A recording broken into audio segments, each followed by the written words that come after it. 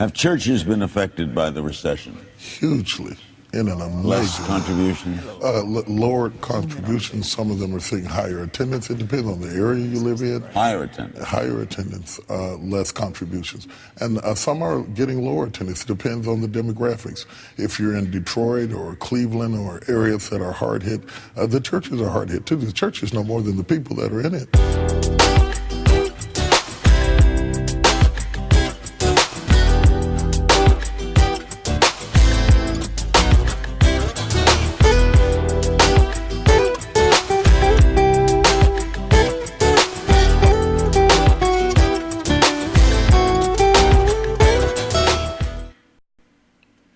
Hey, someone asked me, why does it seem like all we ever hear about in church is money? It seems like the pastor always has to ask for money or develop different proposals to obtain money.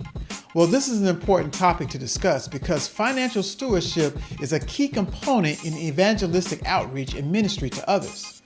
As Bishop T.D. Jakes noted, many churches are feeling the crunch due to the economic downturn. Most people would concede that our current economy is going through some tough times, and most people are feeling the impact in some way or another. Unemployment rates are rising. Gas and food prices are rising. House values are going down in many areas, and the list goes on. And as Christians, we aren't immune to these troubles, but we know that God will provide a way out and will help us overcome if we trust in Him and follow in His principles. God has always provided what was needed before His people even knew His plan. And there is no limit to what God can do through us, only if we have faith. God doesn't depend on tax laws or the generosity of churchgoers to fund His church. He will provide whatever is needed in whatever situation we find ourselves in. Howard Dayton from the Baptist Press makes it clear that tithe and a liberal offering is an indicator of obedience to all of God's laws, and he is looking for the right attitude from his believers when it comes to giving. But what does God expect us to do in economic tough times? In our current climate of stressful economic times, tithing and giving a sincere offering becomes a difficult decision for Christian families.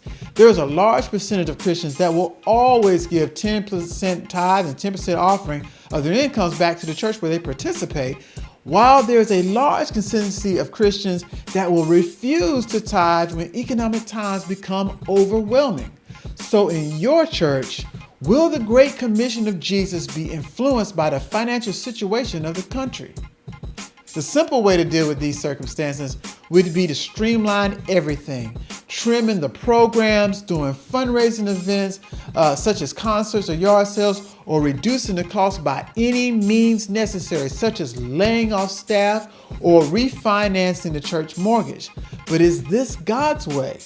From the book Counsels on Stewardship, Christian author Ellen White gives some profound counsel on this aspect of stewardship, especially in economic tough times.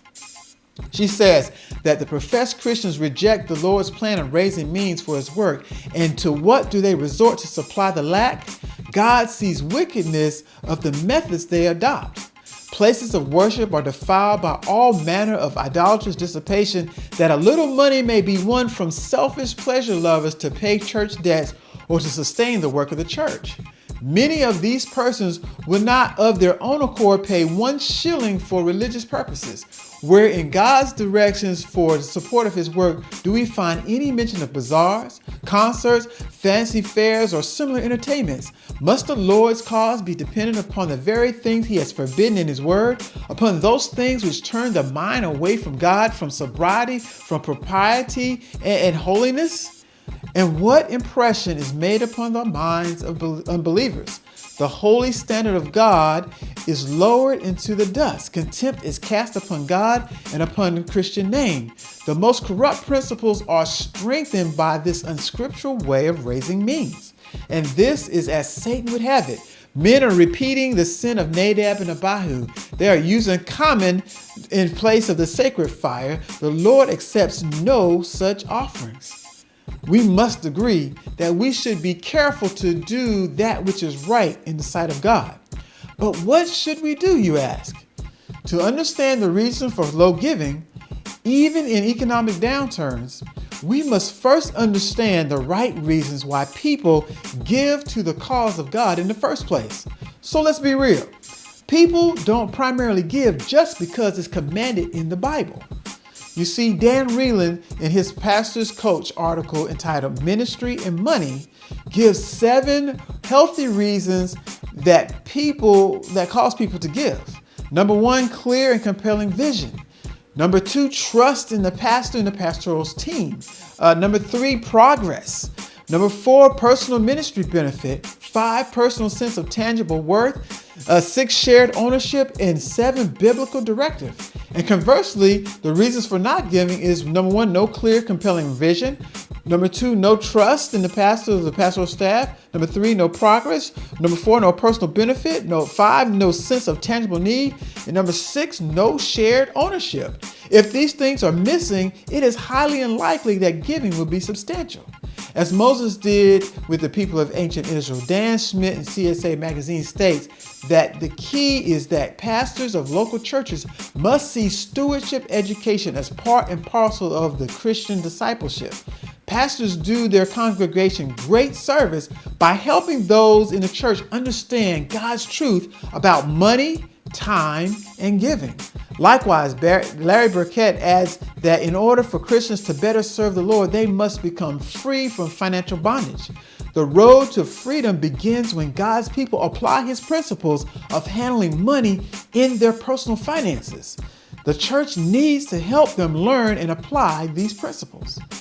And Mr. Burkett is right, because if truth be told, if a person is heavily in debt, then not only are they not living a life of authentic stewardship, but the tithes seem more like a burden than a blessing. Stewardship education is the key. G. Edward Reed states that there are 3 secrets to success in financial stewardship. That is, number 1, the pastor and the pastoral staff must build confidence in pastoral leadership. Number 2, secondly, the pastor must believe in the importance of stewardship teaching and training. And thirdly, the pastor must teach and preach stewardship truths, principles, and way of life. But we as members must not only just rely on the pastor alone. In the article, Why It's Important to Keep Tithing in Tough Economic Times, Cortini Marzo brings out 4 eye-opening reasons we must all continue to give to church.